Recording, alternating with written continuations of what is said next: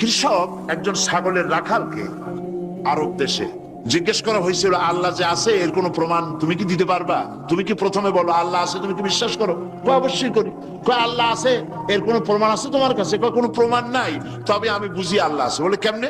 কয় যে আমি তো ছাগলের রাখাল, আমি তো লেখাপড়া করিনি, আমি দার্শনিকও না, বিজ্ঞানীও না, কিছু না, ছাগল পালি। আমি চিন্তা করি ছাগলে খায় ঘাস আর পায়খানা করে কতগুলো ক্যাপসুলের মতো ট্যাবলেট, আল্লাহ যদি না থাকবে এগুলো হয় কেমনে? ওর মাথা যেমন ও বুঝছেও তেমন। কথা বুঝতে পেরেছেন? ছাগলের রাখাল ছাগলের পায়খানা দেখা ওর মনেও চিন্তা আসে, নিশ্চয়ই কেউ পরিকল্পনা করে এরকম করে। কিন্তু ইউনিভার্সিটিতে কিছু সংখ্যক শিক্ষক আছেন জনগণের 12 কোটি মুসলমানের পয়সা দিয়া বেতন খায় আর বলে আল্লাহ নাই। একজন তো এই কথা কয়ে মরেই গেছে। মরার সময় বেচারা বুঝতে পারছে যে কবরে গেলে দশাটা কি হবে, সেই জন্য কবরে যাব না। বলে দিল আমার দাফন করবে না, কাফন দিবা না, জানাজা দিবা না, এমনি নিয়া ফেলাইতো। তারপরে কি বলে মেডিকেল কলেজে দিয়ে দিও, ছেলেরা আমাকে অপারেশন করিয়া কাটাছেড়া করিয়া অপারেশন শিখবে। তার ওসিয়ত অনুযায়ী কাজ হয়েছে। এত বড় বুদ্ধিজীবী, তো তার ওসিয়ত তো শোনাই লাগে। ওর কাফনও হয় নাই, দাফনও হয় নাই, গোসলও হয় নাই, কপালে নাই, কি হবে? তারপরে থুইছে বার্ডেমের মধ্যে। কিছুদিন পর তাকে পাঠানো হয়েছে মেডিকেল কলেজে। মেডিকেল কলেজের ছাত্ররা যখন শুনলো যে ওই লোকটার লাশ আসতেছে, ওরা দাঁড়ায় বলছে আল্লাহর রাস্তে মাপ চাই, এই হুজুর এখানে আনবেন না। উনি বেঁচে থাকতে আল্লাহর অস্বীকার করছে, এখন ওনারে কাইটা যদি আমরা অপারেশন শিখি তাহলে যে রুগীরে ধরবো যাও বাঁচবে ওইটা মরবে, কাজী এদারে ফিরাও। এরপরে নিয়া কোনো জায়গায় নিল না, আবার নিয়া বার্ডেমের ডিপ ফ্রিজের মধ্যে রেখে দিছে। আমার এখন চিন্তা হয়েছে যে এই লাশটারে যদি এখন রাস্তায় ফেলায় দেয় কুত্তাও খাবে না। কারণ আমার দেশের কুত্তা, আমার দেশের কুকুরেরা এতটা অভদ্র না যে কুকুরে এত পুরানা বাসি লাশ খাওয়ার মতো আমাদের কুকুর এত বেয়াদব হয় নাই, এতটা অসভ্য হয়ে পারে না। কাজী আল্লাহর সাথে যারা নাফরমানি করে আল্লাহ এরকম দেখান, তবে এগুলি বুঝবে কারা? বুঝবে কারা? আল্লাহ রাব্বুল আলামিন বলেন ওয়াতিলকাল আমসালু নাদরিবুহা লিন্নাস ওয়া মা ইয়াকিলুহা ইল্লাল আলিমুন। অসংখ্য দৃষ্টান্ত এই পৃথিবীর বুকে ছড়ায় রেখেছি। এসব দৃষ্টান্ত থেকে উপদেশ গ্রহণ করতে পারবে তারা যাদেরকে আমি রব্বুল আলামিন জ্ঞান দান করেছি, যাদের জ্ঞান দিয়েছি। ওরা তো জ্ঞান পায় নাই, ওরা পাইছে বুদ্ধি। ওরা কি পেয়েছে? বুদ্ধি। আল্লাহ কোরআন শরীফে কোথাও বলেন নাই যে তোমরা আমার কাছে দোয়া করো আল্লাহ আমার বুদ্ধি বাড়ায় দাও। আছে না এরকমের কথা? আল্লাহ কি বাড়াইতে বলছেন? আল্লাহ রাব্বুল আলামিন বান্দাদেরকে শিখায়েছেন, বান্দার আমার কাছে দোয়া কর, রব্বি জিদনি ইলমা। পড়েন সবাই, রব্বি জিদনি ইলমা। আয় আমার রব, আয় আমার স্রষ্টা, তুমি আমার ইলমকে, আমার জ্ঞানকে বৃদ্ধি করে দাও। বলেন সুবহানাল্লাহ। সুতরাং আল্লাহ রাব্বুল আলামিন সম্পর্কে সামান্য লেখাপড়া যারা করে ওরা আল্লাহরে বুঝবে কি করে? তবে আল্লাহ কোনো অ্যাকশন নেন না। পিঁপড়া সে যদি হাতিরে দেখা একটা ঠ্যাং উঁচু করে বলে এই হাতি কত বড় একটা দেহ, এরকম যদি একটা বেসকি দেয়, তাহলে হাতি কি পিঁপড়ারে তাড়িয়ে আসে নাকি? আরে তোমার মতো ছাগল পাগল কইলো যে আল্লাহ নাই, তাতে আল্লাহর কিছু আসে যায়? ছাগল পাগল কুকুর ভেড়া এগুলোর কোনো দাম নাই আল্লাহর কাছে, এগুলোর কোনো মূল্য না। আল্লাহ পাক বলেছেন যারা আল্লাহরে অস্বীকার করে, যারা কাফের, তারা জানোয়ারের চাইতে নিকৃষ্ট।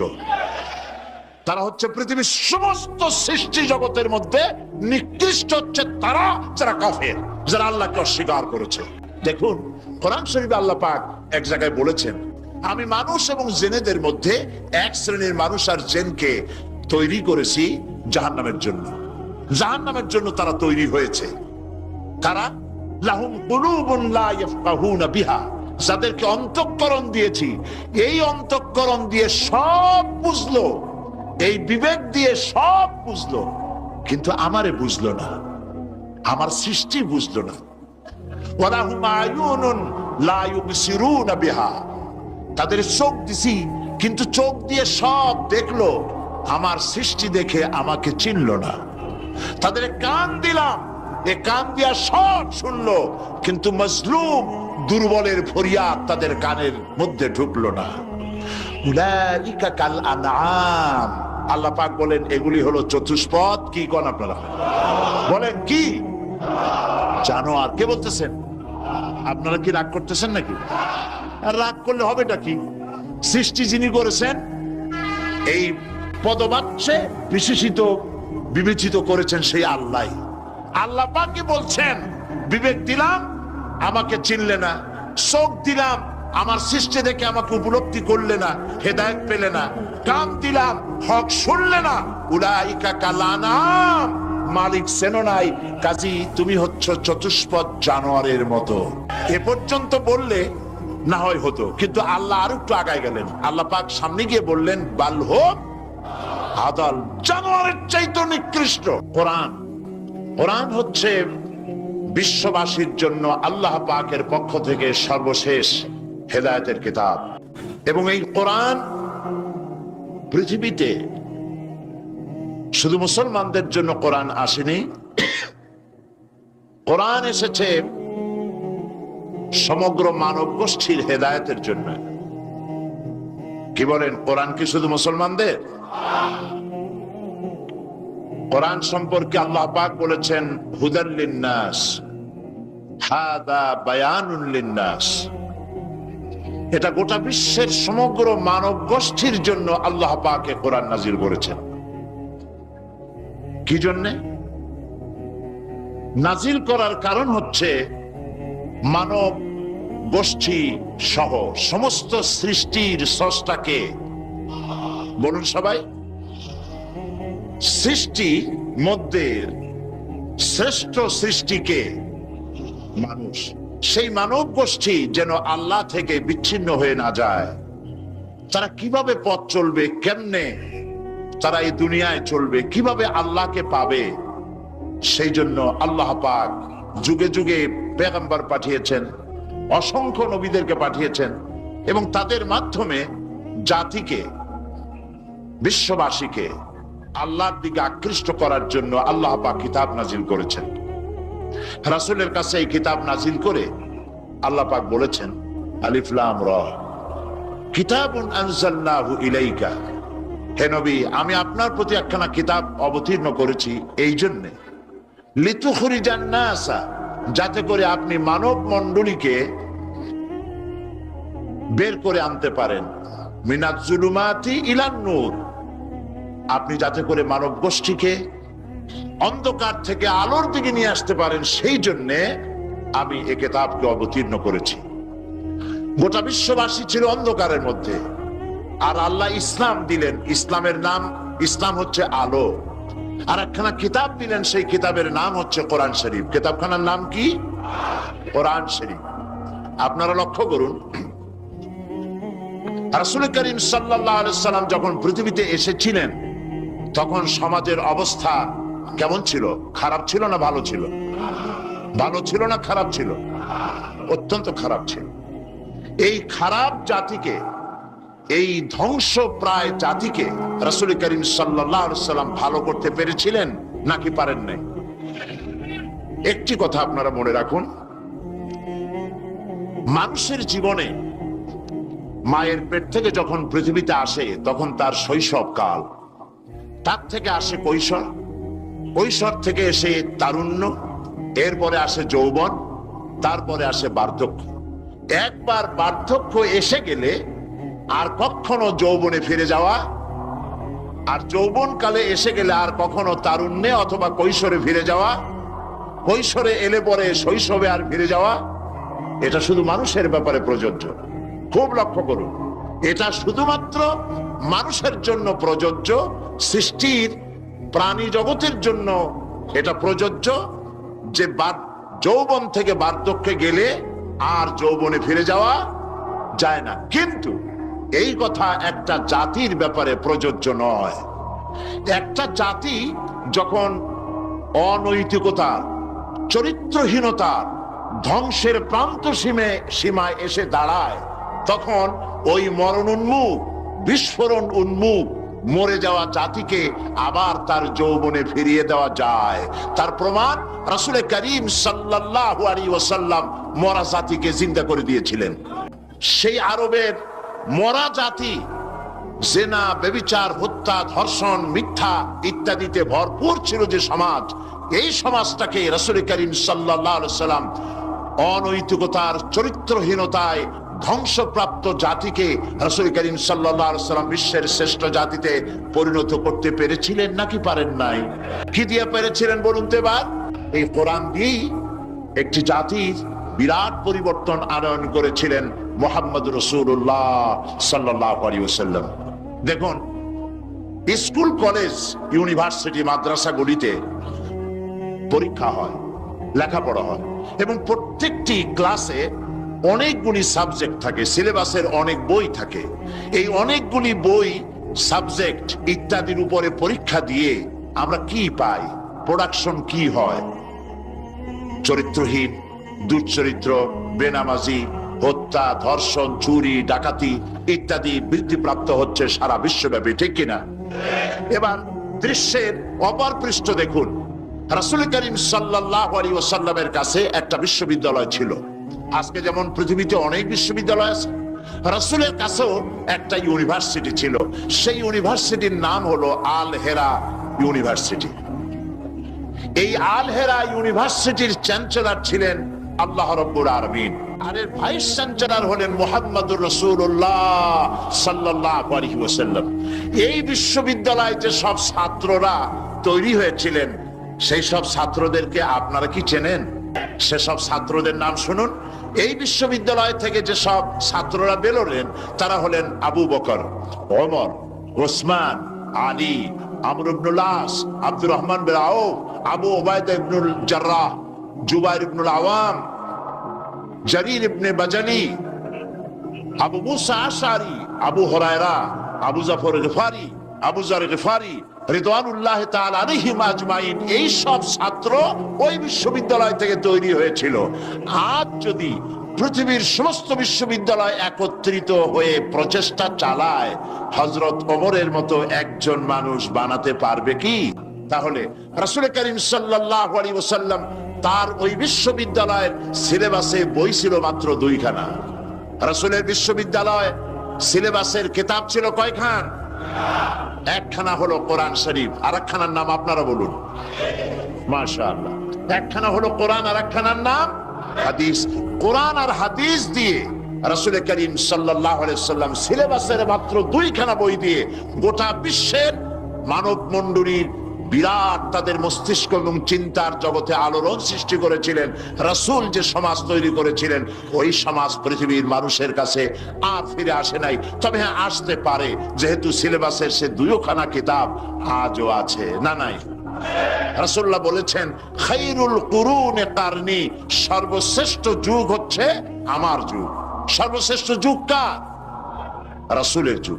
কেউ যদি প্রশ্ন করে যে কোরআনের মূল টার্গেট কি, কি জিনিসের দাওয়াত মানুষের সামনে কোরআন পেশ করেছে, তাহলে বলতে হয় যে দাওয়াতটা দিয়েছে সর্বপ্রথম, সে দাওয়াতের নাম হচ্ছে ঈমান। তো আমি এখন যে জিস্ট সাংবাদিক ভাইদের জন্য বলতে চাই সেটা হলো এই, যে মুমিন ব্যক্তির নিকট ইসলামের সর্বপ্রথম দাবি হচ্ছে ঈমান। আর এই ঈমান আল্লাহ এবং তার রাসূলের পেশকৃত কতগুলি বিষয়ের প্রতি নিঃশর্ত বিশ্বাসের নাম হচ্ছে ঈমান। শুধু নামাজ, রোজা এবং উমরা পালনের মাধ্যমে ঈমানের দাবি পূরণ হয় না। জীবনের সকল দিক এবং বিভাগে আল্লাহ এবং রাসূলের পূর্ণাঙ্গ নিঃশর্ত আনুগত্যই ঈমানের দাবি। এর বিপরীত আচরণের নাম মুনাফিকি বা কুফরি। আমাদের দেশে দুর্ভাগ্যজনকভাবে, অত্যন্ত দুর্ভাগ্যজনকভাবে রাষ্ট্রীয় পৃষ্ঠপোষকতায় ঈমানের বিপরীত কার্যক্রম শুরু হয়েছে। যেমন আগুনকে সম্মান প্রদর্শন করা, ভাস্কর্যের নামে যত্রতত্র মূর্তি নির্মাণ করা, মানুষের প্রতিকৃতি ছবি স্থাপন এবং তাতে মাল্যদান করে মাথা নিচু করে সম্মান প্রদর্শন করা, কপালে তিলক পরা, হিন্দুয়ানি কায়দায় বর্ষবরণ করা, বসন্ত মেলা, পৌষ মেলা, ভালোবাসা দিবসের নামে বেহায়াপনা, মঙ্গল প্রদীপ জ্বালানো ইত্যাদি বাঙালি সংস্কৃতির নামে যা কিছুই করা হচ্ছে তার অধিকাংশই দ্বীন এবং ঈমানের সাথে আদৌ সঙ্গতিপূর্ণ নয়। আমরা লক্ষ্য করেছি দেশে যেটা হচ্ছে সেটা হচ্ছে হজ এবং উমরার নামে আমাদের নেতৃবৃন্দ এবং সরকারের উচ্চ পর্যায়ের ব্যক্তিবর্গ হজ এবং উমরার নামে মক্কা মদিনা গমন করেন, কিন্তু দাদা বাবুদেরকে খুশি করার জন্য গয়া, কাশী বা শান্তিনিকেতন থেকে সংস্কৃতি আমদানি করেন। এটা আর যাই হোক, এর নাম মুসলমানি নয়, এর নাম হচ্ছে সুস্পষ্ট মুনাফিকি। এখন অবস্থা দৃষ্টে যা আমরা দেখতে পাচ্ছি তা হলো এই, ধর্মনিরপেক্ষতার নামে ইসলামের ইতিহাস, ঐতিহ্য, সংস্কৃতি চিরতরে মুছে ফেলার জন্য মারাত্মক ষড়যন্ত্র চলছে। আরেকটি বিষয় হলো দেশে জনগণের নিকট তাওহীদের ধারণা স্পষ্ট না থাকার কারণে শিরক আর বেদাত মারাত্মক আকার ধারণ করেছে। সওয়াবের নিয়তেই লোকেরা অজ্ঞতাবশত শিরক করছে, পীর পূজা, মাজার পূজা, আস্তানা পূজা করে মানুষ তাদের ঈমান নষ্ট করছে। অন্যদিকে সাধারণ মানুষের অজ্ঞতার সুযোগ নিয়ে স্বার্থান্বেষী মতলববাজ কিছু লোক নিজেদেরকে অলি সম্রাট, সুফি সম্রাট, খুসনাক সম্রাট ইত্যাদি দাবি করে ইসলামের বিকৃত ব্যাখ্যা দিয়ে জনগণকে বিভ্রান্ত করছে। তাসাউফের মতো মহান এবং পবিত্র বিষয়টিকে ব্যবসার হাতিয়ার বানিয়ে ওরস শরীফ, গোসল শরীফ, নরস শরীফ, খসরস শরীফ এর নামে কুল্লু শরীফ করে মুসলমানদেরকে বিভ্রান্ত করছে। এমত অবস্থায় প্রত্যেক মুসলমান নরনারীকে ইসলামের সর্বপ্রধান এবং সর্বপ্রথম দাবি ঈমানকে কোরআন এবং হাদিসের আলোকে বুঝে নিতে হবে এবং এর দাবি পঙ্খুনাপঙ্খ রূপে মুসলমানদের মেনে চলতে হবে। এই হলো আজকের বক্তৃতার সারাংশ আমি সাংবাদিক ভাইদের জন্য তুলে ধরলাম। কোরআনে কারীমের মূল দাওয়াত হচ্ছে ঈমান। সেই কথাটি কোরআনে কারীম থেকে আল্লাহ পাক বলছেন। আমরা চাই পৃথিবীতে শান্তি চাই আর আখিরাতে মুক্তি চাই। কয়টা জিনিস চাই আমরা? দুটি জিনিস। একটা চাই পৃথিবীতে শান্তি আর আখিরাতে মুক্তি। এই তিনটি জিনিস আমরা দাবি করি বা চাই। এখন এই শান্তি, দুনিয়ার শান্তি এবং আখিরাতের মুক্তি কিভাবে হবে সেজন্য আল্লাহ পাক বলছেন, ইয়া আইয়ুহাল্লাযীনা আমানু হাল আদুল্লুকুম আলা তিজারাতিন তুনজিকুম মিন আযাবিন আলীম تؤمنون بالله ورسوله وتجاهدون في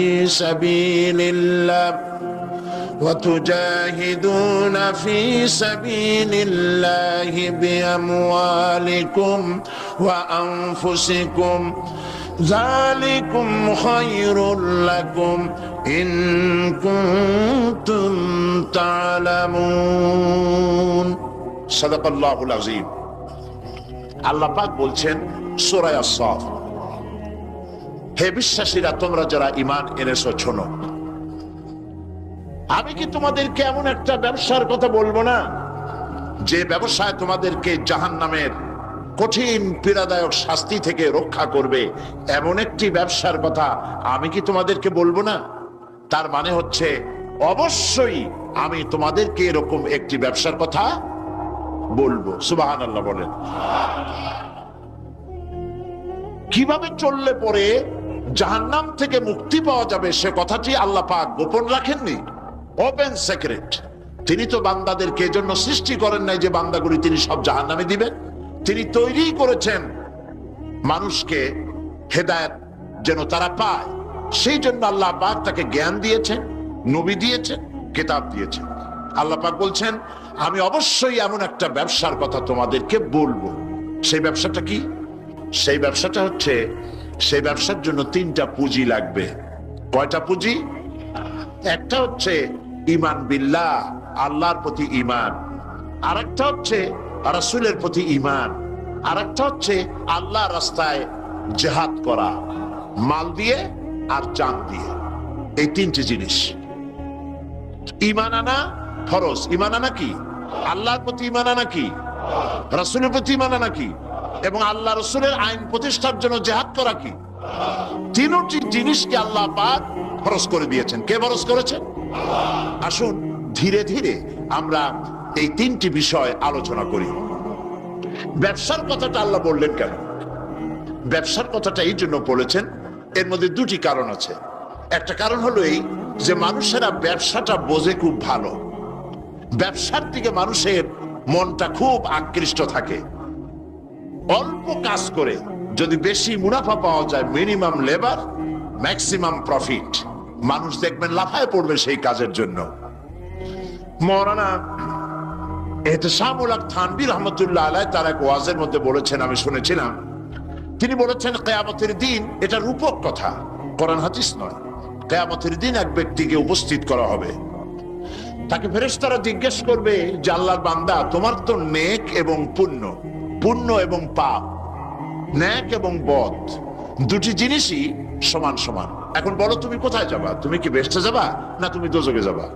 লোকটি বলছে, সেই লোকটি ছিল খুব বড় ব্যবসায়ী, সে বলছে ফেরেশতা ভাই, আমি দোজখও চিনি না বেহেশতও চিনি না, যেখানে গেলে আমার 2 পয়সা লাভ হবে সেইখানে আমি তোমায় আমারে পাঠাও। এর দ্বারা বোঝা যায় যে মানুষেরা ব্যবসার দিকে খুব বেশি আকৃষ্ট থাকে। যদি লস হয় দারুণ ভাবে মন খারাপ করে, একেবারে যায় অবস্থা হয়ে যায়। এই জন্য ব্যবসার কথা আল্লাহ তুলে ধরলেন যাতে করে মানুষের মনটা ব্যবসার কথা শুনে আকৃষ্ট হয়। এ হলো এক। 2 নম্বরে, ব্যবসা করতে শুধুমাত্র পুঁজি লাগে না, আরো অনেক কিছু লাগে। শুধু পুঁজি হলে কি ব্যবসা হয়? যদি শুধু পুঁজিতে ব্যবসা হয় তাহলে আপনারা চেষ্টা করেন না, 10 লাখ টাকা নিয়ে নামেন, ব্যবসা সম্পর্কে কোনো জ্ঞান নাই, ব্যবসার কিছু জিনিসপত্র কিনে নিয়ে 10 লাখ টাকা বা 20 লাখ টাকার পুঁজি নিয়ে বসেন, 1 মাসও লাগবে না আপনার দোকানে লাল বাতি কয়েকটা জ্বলার জন্য, ঠিক কিনা? তাহলে ব্যবসা করার জন্য শুধু পুঁজি যথেষ্ট নয়, পুঁজির সাথে সাথে ব্যবসার জ্ঞান থাকতে হবে, ঠিক কিনা? অভিজ্ঞতা থাকতে হবে, জ্ঞান থাকতে হবে। এবং ব্যবসায় পুঁজি খাটাইয়া জ্ঞান নিয়ে বসে থাকলে হবে না, শ্রম দিতে হবে, লেবার দিতে হবে, রাত জাগতে হবে, চেষ্টা করতে হবে। দেশ বিদেশের ওই মালের, যে মালের ব্যবসা আপনি করেন তার দাম কোথায়, কেমন, কোথা থেকে কিনলে লাভ, আপনি এখানে বিক্রি করলে লাভ বেশি হবে, এই সব ব্যাপারে চিন্তা ভাবনা করতে হবে, শ্রম দিতে হবে, মেধা দিতে হবে, রাত জাগতে হবে, দৌড়দৌড়ি করতে হবে। এত কিছু করার পরে তারপরে ব্যবসা হওয়ার সম্ভাবনা আছে, তবে লসের সম্ভাবনাও উড়ায় দেওয়া যায় না। আল্লাহ পাক বলছেন আমার সাথে একটা ব্যবসা করো। এই ব্যবসাটা হলো ঈমানের ব্যবসা। এই ব্যবসাটা কিসের ব্যবসা? ঈমানের ব্যবসা। এই ব্যবসার জন্য, এই ব্যবসাটার উদ্দেশ্য কি? জাহান্নাম থেকে বাঁচা। বলেন ব্যবসার উদ্দেশ্য কি? জাহান্নাম থেকে বাঁচার জন্য একটা ব্যবসা আমার সাথে করো। সেই ব্যবসাটার পুঁজি হলো ঈমান। সেই ব্যবসার ক্যাপিটাল কি? ঈমান।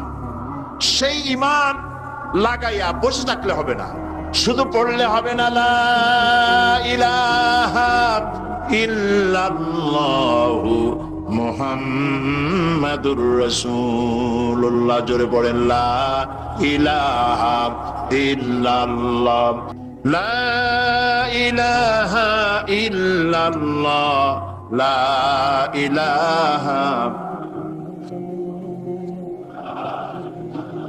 অল্প দিবা, লা ইলাহা ইল্লাল্লাহু মুহাম্মাদুর রাসূলুল্লাহ। এই কলেমার পুঁজি খাটাইয়া বসে থাকলে হবে না, ঈমানের জন্য পুঁজি খাটাতে হবে। পুঁজি হলো জাহান্নাম থেকে বাঁচার জন্য, পুঁজি হলো ঈমান। সেই ঈমান খাটাইয়া কলেমা পড়ে বসে থাকলে হবে না, শ্রম দিতে হবে, চিন্তা করতে হবে, রাত জাগতে হবে। যার উপরে ঈমান এনেছেন তার উপরে ঈমান আনার কারণে যদি অত্যাচার আসে সহ্য করতে হবে, বরদাস্ত করতে হবে। এরকম নয় ঈমান এনেছি এই কথা বলবেন, আহাসিবান নাসু আইয়ুতরাকু আইয়াকুলু আমান্না ওয়া হুম লা ইফতানুন। আল্লাহ রাব্বুল আলামিন বলেছেন, লোকেরা কি একথা ভেবেছে ঈমান এনেছি এই কথা বলার সঙ্গে সঙ্গে বিনা পরীক্ষায় আমি তাদেরকে জান্নাত দেব, এটা কি মনে করেছে, মনে করে নিয়েছে নাকি? ওয়াহুম লা ইফতানুন, তাদেরকে পরীক্ষা করা হবে না? অবশ্যই পরীক্ষা করা হবে। শুধু ঈমান এনেছে এই পুঁজি ঘাটালে হবে না, পরীক্ষা দিতে হবে, কষ্ট করতে হবে, মার খাইতে হবে, জেলে যেতে হবে, পরিশ্রম করতে হবে। এই ময়দানই হচ্ছে উত্তপ্ত ময়দান। এই ময়দান কি ময়দান? এটা কুসুমাস্তীর্ণ নয়, এটা কণ্টকাকীর্ণ ময়দান। সুতরাং আল্লাহ পাক বলছেন পরীক্ষা দিতে হবে। এই ঈমান আনলে পরে ঈমানের পুঁজি খাটাইয়া, তুমি যেমন ব্যবসার পুঁজি দিয়া চুপ করে বসে থাকলে যেমন ব্যবসা হয় না, এখানেও ব্যবসা হবে না কলেমা পড়িয়া। শুধু কলেমা পড়তে হবে, বিশ্বাস করতে হবে, এটার জন্য কাজ করতে হবে এবং কালেমা ভিত্তিক শাসন প্রতিষ্ঠার জন্য আন্দোলন করতে হবে, ময়দানে থাকতে হবে। আর এই কাজগুলি করলে পরে তখন আল্লাহ রাব্বুল আলামিন রাজি হবেন, খুশি হবেন, এর পূর্বে নয়। তবে দুনিয়ার ব্যবসা করতে গেলে সেই ব্যবসায় লাভও আছে, নোকসানও আছে। আল্লাহ রাব্বুল আলামিন বলেন, আমার সঙ্গে যে ব্যবসাটা করবে, ওই ব্যবসাটা হচ্ছে আমার সাথে যে ব্যবসা করবে, এই ব্যবসায় নোকসানের কোন সম্ভাবনা নাই, কোন লস নাই। বাঁচলেও লাভ, জেলে গেলেও লাভ, ফাঁসির মঞ্চে চললেও লাভ, মরে গেলেও লাভ, মার খাইলেও লাভ। এটা সব জায়গায় লাভ আর লাভ। সুবহানাল্লাহ বলতে ইচ্ছে করে না? কারণ তুমি মার খাচ্ছ কার জন্যে? জেনে যাচ্ছ কার জন্যে? ফাঁসির মঞ্চে চড়ছ কার জন্যে? সুতরাং তোমার তো কোনো দুঃখ থাকার কথা নয়, তোমার তো কোনো চিন্তা থাকার কথা নয়। আমাকে তো আমার আল্লাহ শিখেই দিছেন কি, কুল ইন্না সালাতি ওয়া নুসুকি ওয়া মাহইয়ায়া ওয়া মামাতি লিল্লাহি রাব্বিল আলামিন। পড়েন আমার সাথে। আল্লাহ পাক বলেন, বলো নিশ্চয়ই আমার নামাজ, আমার কুরবানি, আমার হায়াত, আমার মত সবকিছু আল্লাহ রাব্বুল আলামিনের জন্য। কার জন্য? তাহলে মুমিনের কি কোনো দুঃখ থাকার কথা, কোনো কষ্ট থাকার কথা? নিশ্চয়ই নয়। মুমিন সর্বাবস্থায় আল্লাহর উপরে রাজি থাকবে, খাইরিহি ওয়া শাররিহি মিনাল্লাহি তাআলা। আমার উপরে যদি কোনো বিপদ আসে অথবা আমার যদি কোনো সুখ আসে, সবকিছু কার পক্ষ থেকে? হয়রান হওয়ার, পেরেশান হওয়ার কোনো কারণ নাই। আমার জন্য যা হয় তার মধ্যে কল্যাণ আছে। আমি বুঝি না কল্যাণটা কত দূরে, তবে কল্যাণ হবেই হবে ইনশাআল্লাহ। আল্লাহ পাক বলছেন, শোনো, আল্লাহর উপরে ঈমান আনতে হবে। তুমিনুনা বিল্লাহ। আমরা কি জাহান্নাম থেকে বাঁচতে চাই? তাহলে আল্লাহ পাক বলছেন আমার উপর ঈমান আনো। এখন আল্লাহর উপর ঈমান আনার জন্য 4টি শর্ত আছে। কয়টি শর্ত? মুখস্থ করেন। আল্লাহর উপর ঈমান আনার জন্য 4টি শর্ত। 1 নম্বরের শর্ত হচ্ছে আল্লাহ পাক আছেন, এটা বিশ্বাস করতে হবে। অনেক মুমিনও অনেক সময় প্রশ্ন করে বসে বিপদ দেখে, আল্লাহ কি আছে? এই চিন্তায় এই ধরনের পেরেশানি আর হতাশ হয়ে কথা বলতে পারে কেবলমাত্র যাদের ঈমান যত দুর্বল, বিপদে তারা তত বেশি হতাশ হয়। আর ঈমান যত সবল, সে জানে যে আল্লাহ পাকের ফয়সালার অতিরিক্ত কিচ্ছু হবে না, যা হবে সবটাই আমার আল্লাহর ফয়সালা। কার ফয়সালা? সুতরাং আল্লাহ পাকের উপরে ঈমানটা আনতে হলে 4টি শর্ত লাগবে। একটা হচ্ছে আল্লাহর উপরে ঈমান এনেছে, এই কথাটা বললেই হবে না। ঈমান এনেছি চারটি শর্ত লাগবে। প্রথম হচ্ছে আল্লাহ আছেন, এটা স্বীকার করতে হবে, বিশ্বাস করতে হবে। 2 নম্বরে আল্লাহর গুণাবলী সহ আল্লাহকে বিশ্বাস করতে হবে। 3 নম্বরে আল্লাহর ক্ষমতাটাকে স্বীকার এবং বিশ্বাস করতে হবে। 4 নম্বরে আল্লাহ পাকের আদেশ এবং নিষেধ এর উপরে বিশ্বাস করতে হবে। আসুন একটা একটা করে আলোচনা করি। 1 নম্বরে আল্লাহ আছেন। আমার মনে হয় এই ব্যাপারে বক্তৃতা করার কোনো দরকার নাই, কারণ আল্লাহ নাই এই চিন্তা যারা করে তাদের এই মাহফিলে এসে বসার কোনো জরুরত নেই, ঠিক কিনা? তা আমি ধরে নিতে পারি যে যারা আসছেন, বসে আছেন, দাঁড়ায় আছেন, সব আল্লাহরে বিশ্বাস করে। সুবহানাল্লাহ। আল্লাহ ছিলেন, আছেন, থাকবেন। যারা বিশ্বাস করে না এগুলো পোড়া কপাল, ঠিক কিনা? এই পোড়া কপাল নেই। তবে আমি যদ্দূর লেখাপড়া করেছি, যদ্দূর আমি পড়াশোনা করেছি, তাতে আমি দেখেছি আল্লাহ সম্পর্কে সন্দেহ পোষণ কোন কৃষক করে না, কোন রিক্সাওয়ালা করে না, কোন কুলি মজুর করে না, কোন চিনেবাদাম বিক্রেতা করে না, কোন মাঝিরা, নৌকার মাঝিরা করে না, সাধারণ মানুষেরা করে না। আল্লাহর ব্যাপারে কোন সন্দেহ পোষণ করে না। সন্দেহ পোষণ করে কারা? বুদ্ধির ঠেলায় মাথায় চুললাই যাবে। ওই কয়েকটা পাতা ইংরেজি বই পড়ছে, আরে থামো, ওই আরে নাই শোনা, থামো। তো কথা হচ্ছে যে ইউনিভার্সিটিতে কয়েকদিন ঘোরাফেরা করছে, শান্তিনিকেতন থেকে ফায়েজ ও বারাকাত লাভ করেছেন। এরপরে বলছে সব বুঝেছি। লোকেরা জিজ্ঞেস করে, বাবাজি কি বুঝেছ? কয়তে দেয়ার ইজ নো গড। ওর বাপের মাথা বুঝছে। আল্লাহ বলতে কেউ নাই, লেখাপড়া করে এইটা বুঝছে। হায় রে কপাল পোড়া। দেয়ালে দাগ নিয়ে নো টেনশন, থাকলে Rainbow Acroplast emulsion. Rainbow Paints, the colour of Joy.